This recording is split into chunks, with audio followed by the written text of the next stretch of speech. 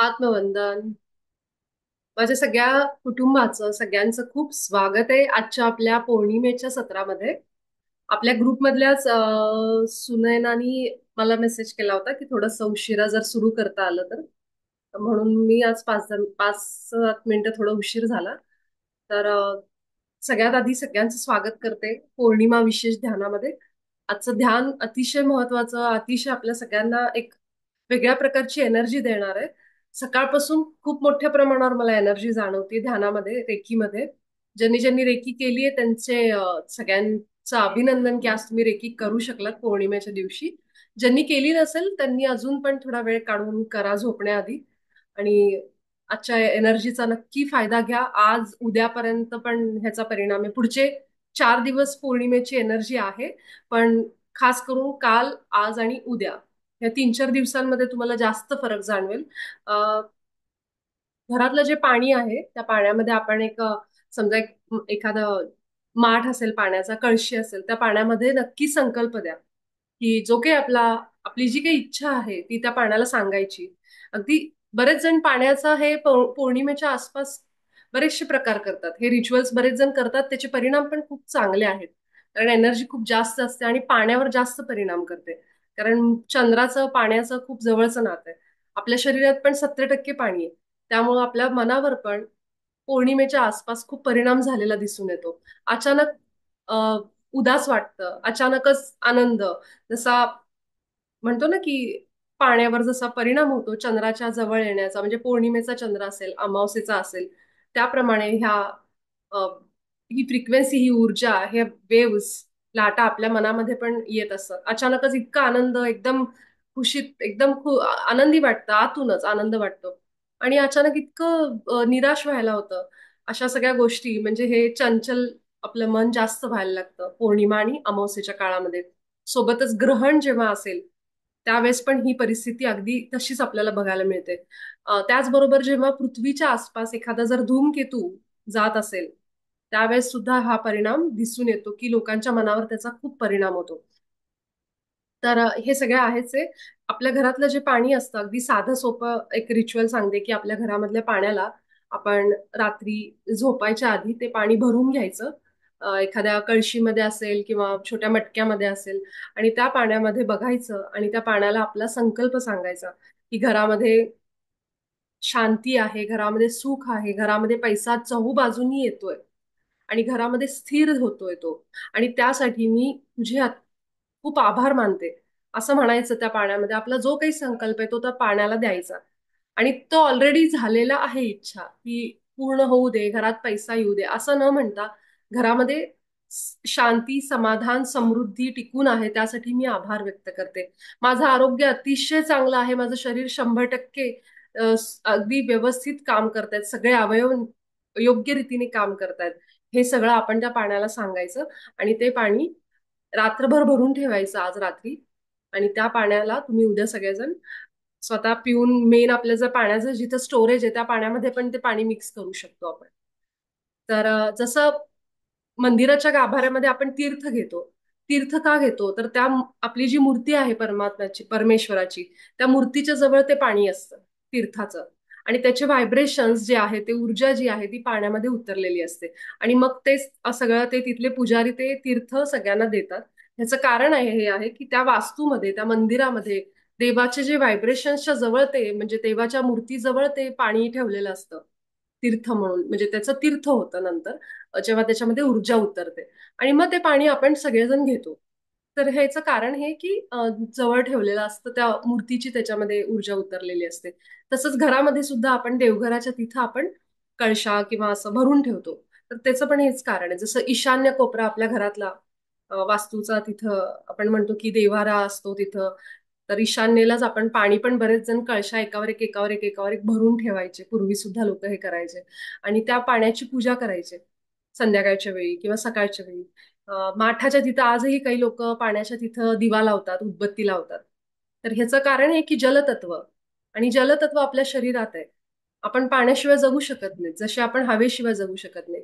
तर पाण्याला पण तितकंच महत्व आहे, आपल्या सगळ्यांना माहिती. आणि असं आहे की पाणी हे मेमरी स्टोअर करतं. पाणी हे जे काही आपल्या घरामध्ये बोललं जात आहे, जे काही आपण पाण्याजवळ बसून जे काही बोलतो, पाणी ती मेमरी कॅच करतं आणि त्याच्यामध्ये मेमरी राहते, त्याची आठवण. जसं आपल्याला आपल्याला मेमरी दिलेली, की आपल्याला आठवतं काल काय घडलंय, पूर्वी काय. तसं पाण्यामध्ये सुद्धा ती कॅपॅसिटी आहे, ती शक्ती आहे. आणि असाच एका शास्त्रज्ञांनी हा प्रयोग केलाय. मी एका आपल्या सत्रात सांगितलं सुद्धा आहे. त्यांनी तीन पाणी घेतलं, तीन वेगवेगळ्या ह्याच्यामध्ये, ग्लासमध्ये. एका पाण्याला ते रोज म्हणायचे, की माझं तुझ्यावर खूप प्रेम आहे. त्याच्याशी खूप चांगलं बोलायचे. दुसऱ्या पाण्याला पण ते साधारण ठीकठाक बोलायचे. आणि तिसऱ्या पाण्याला ते म्हणायचे, मला तू आवडत नाहीस. असं त्याला व्हायब्रेशन्स द्यायचे बोलण्यातून. असा भाव व्यक्त करून, की मला तू अजिबात आवडत नाहीस. I hate you, I hate you. आणि एका पाण्याला ते म्हणायचे, की मी तुझ्यावर खूप प्रेम करतो, मला तू खूप आवडतो. आणि जेव्हा त्यांनी ते पाणी फ्रीज केलं, ते फ्रीझरमध्ये ठेवलं, आणि त्याचे जे स्ट्रक्चर तयार झाले पाण्याचे, तर त्याचे त्यांना वेगवेगळे आकार दिसले. ज्या पाण्यावर ते प्रेमाने बोलायचे, पाण्यामध्ये बघून, त्या पाण्याचा सुंदर असा एक बर्फाचा आकार त्यांना त्यांना मिळाला. आणि ज्या पाण्याला ते खूप वाईट बोलायचे, त्या पाण्याला असं कसं तरी विचित्र असं त्याचं स्ट्रक्चर तयार झालं.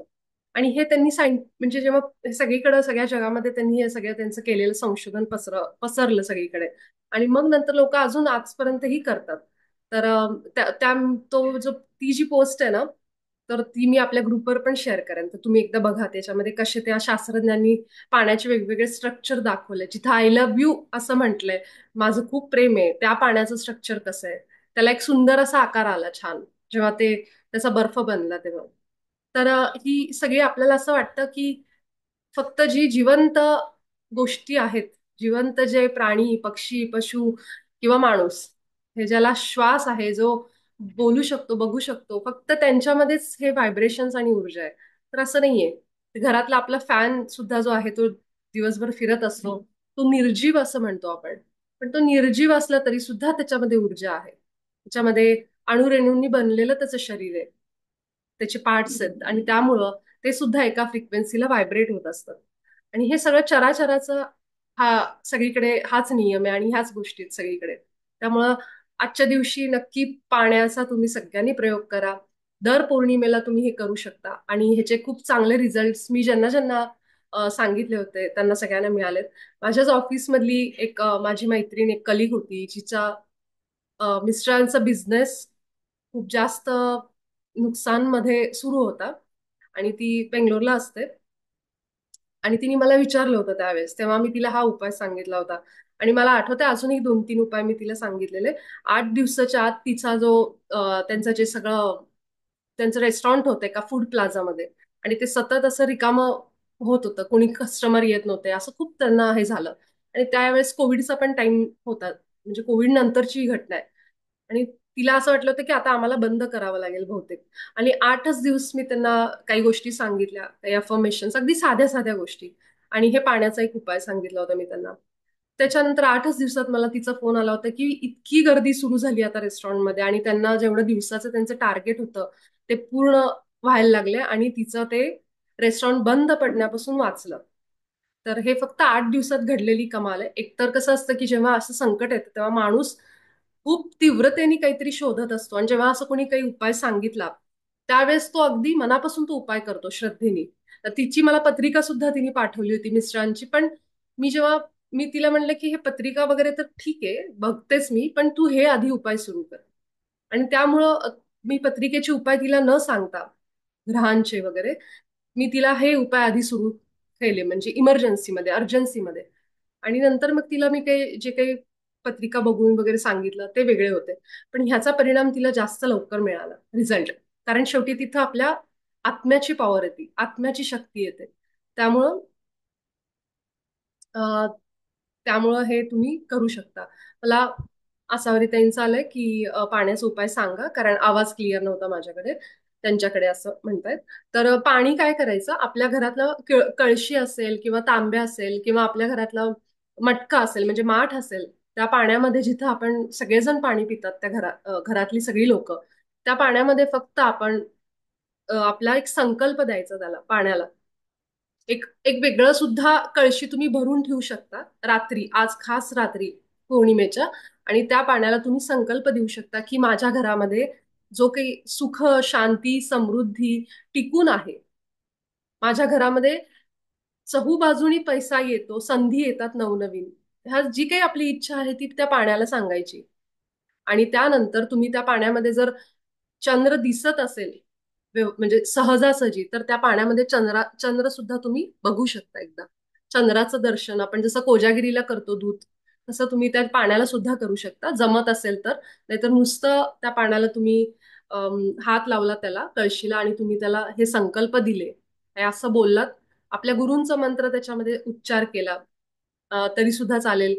आणि कारण हे मणिपूर चक्र आहे, पैशाशी संबंधित जर कुणाला अडचण असेल तर तुम्ही सूर्याचं सुद्धा त्याच्यामध्ये एकदा नाव घेऊ शकता. आणि हे पाणी तुम्ही मग रात्रभर ठेवायचं, पौर्णिमेच्या रात्री पूर्ण. आणि मग दुसऱ्या दिवशी सकाळी ते पाणी तुम्ही पिऊ शकता. असं पौर्णिमेच्या जवळपासचे 2-3 दिवस तुम्ही हा उपाय, 2-3 रात्री हा उपाय करू शकता. रात्री पाणी भरून ठेवायचं, त्याला एक संकल्प द्यायचा, दुसऱ्या दिवशी आपल्या मेन पाण्यामध्ये टाकायचं, किंवा ते पाणी तेवढं पिलं तरी सगळ्यांना मिळालं एक एक ग्लास तरी तरी चालेल, किंवा मेन पाण्यामध्ये जरी टाकलं तरी चालेल. तर हा अगदी साधा सरळ एकदम सहज होणारा उपाय आहे. तर हे असं बरेच जण करतात आणि सगळ्यांना चांगले अनुभव आहेत, म्हणून मी हा सगळ्यांना सांगितलं. तर ह्याच नोटवर आपण, धन्यवाद ताई. आणि ह्याच नोटवर आपण आजचं आपलं ध्यान सुरू करू.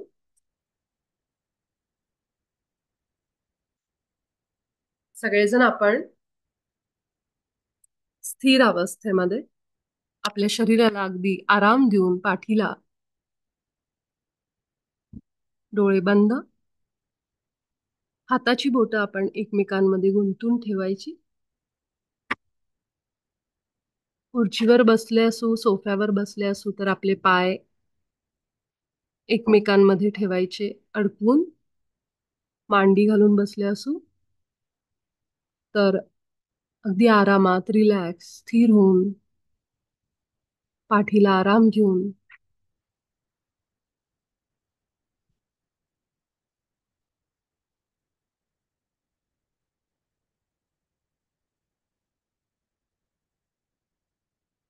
एक दीर्घ श्वास घेऊ आपण सगळेजण. असा श्वास घ्यायचा की नाकातून मोठा श्वास आपल्या पोटामध्ये सगळी हवा भरून घ्यायची आणि तोंडाने सगळा श्वास बाहेर सोडायचा.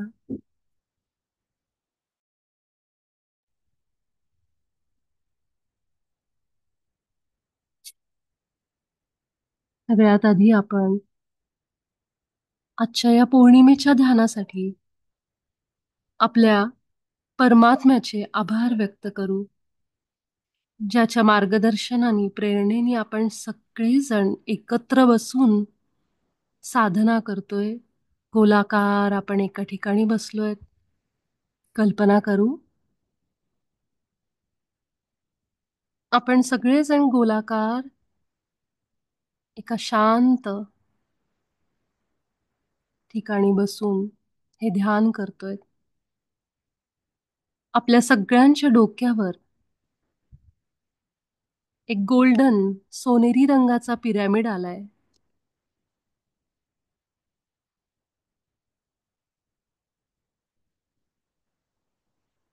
आपल्यासोबत आजच्या ध्यानामध्ये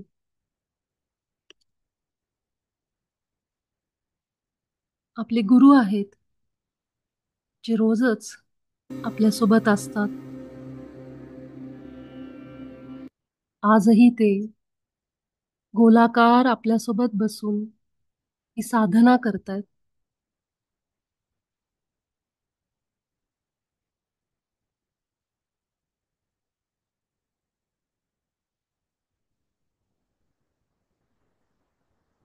सगळ्यात आधी आज दिवसभर मिळालेल्या प्रत्येक श्वासासाठी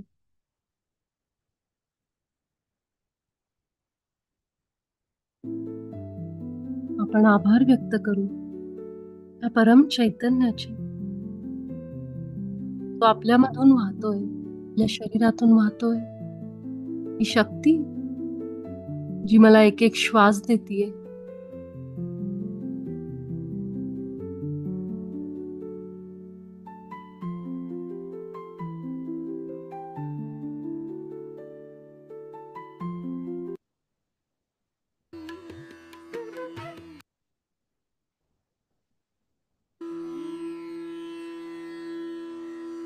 आज जो दिवस आपण बघितला त्या दिवसामध्ये जे जे अनुभव घेतले त्या प्रत्येक अनुभवासाठी आभार व्यक्त करू आपण आपल्या गुरूंचे, आपल्या इष्टदेवतेचे, कुलदेवतेचे, परम चैतन्याचे.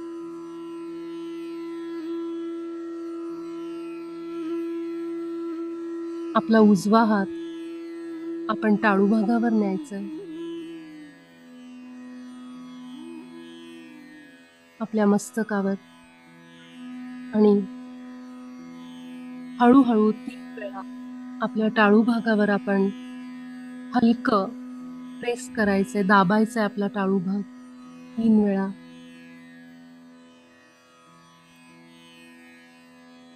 आपल्या मस्तकाला जाणीव झाली पाहिजे आपल्या हातांची. तो भाग जो आहे त्याला आपण जागृत करतोय.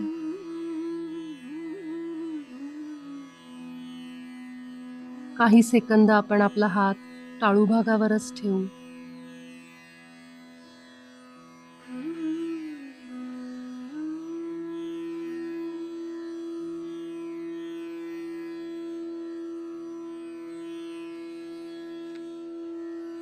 अजून एकदा आपला हात हलका प्रेस करायचाय आपल्या टाळूवर.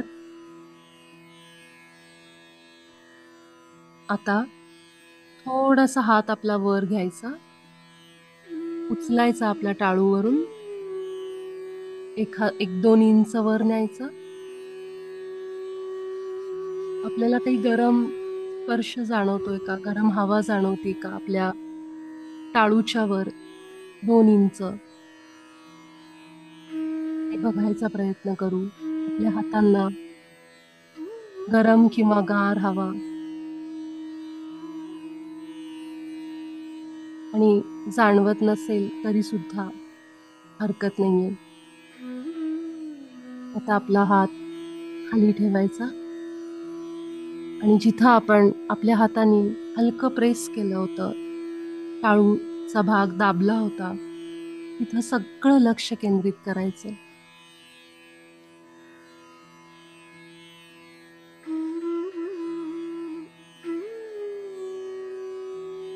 आपण आपलं लक्ष तिथं एकाग्र केलं असताना आपले डोळे सुद्धा वरच्या दिशेने बघायला लागतील.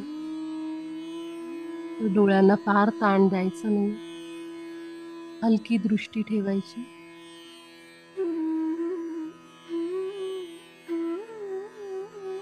आणि सगळं लक्ष आपलं आता तिथंच केंद्रित करून पुढचे काही क्षण शरीरात येणाऱ्या ऊर्जेचा अनुभव घेऊ. मी आजच्या ध्यानासाठी आमंत्रित करते महाअवतार बाबाजींना, परमहंस योगानंदांना, ब्रह्मर्षी पितामह पत्रीजींना, भगवान बुद्ध, भगवान श्री महादेव, आर्कएंजल मायकल यांना.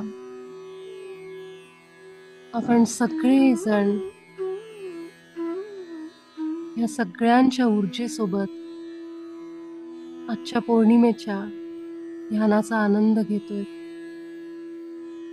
आपले श्वास आणि आपला टाळू भाग दोन्ही अनुभव करायचे. सगळी जागृती, चेतना, आपलं लक्ष सहस्त्रार चक्रावर म्हणजेच टाळू भागावर एकाग्र करायचे. दुसरा कोणताही विचार मनात नको. पूर्ण शून्य विचार अवस्थेत बसू. पुढचे काही क्षण फक्त माझे श्वास आणि लक्ष पूर्ण सहस्रार चक्रावर.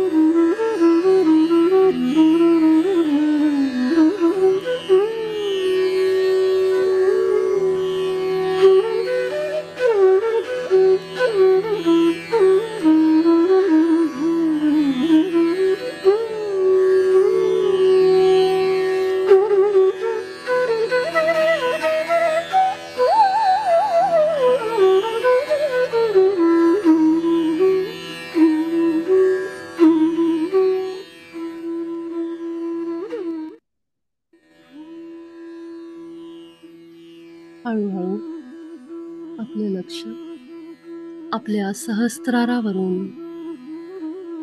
आपल्या येणाऱ्या आणि जाणाऱ्या श्वासांवर घेऊन येऊ.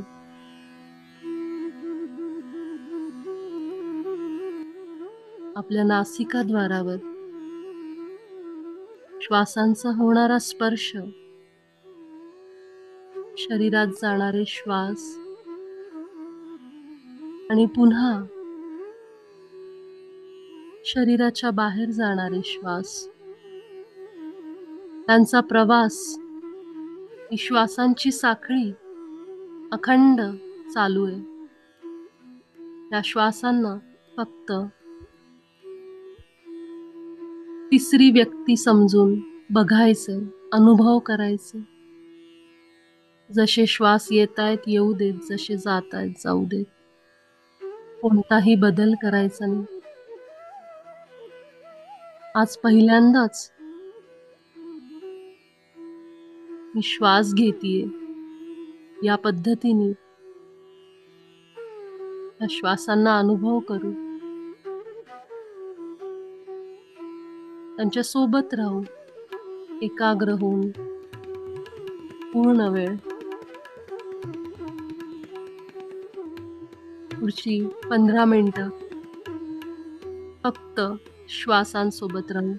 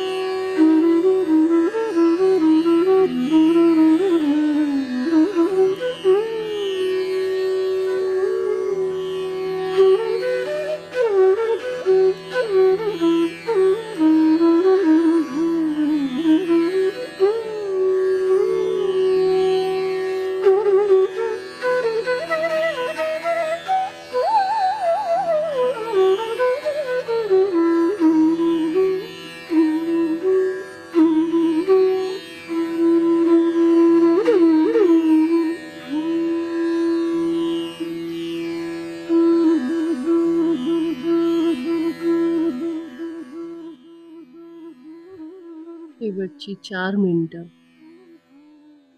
आपल्या श्वासांसोबतच राहू.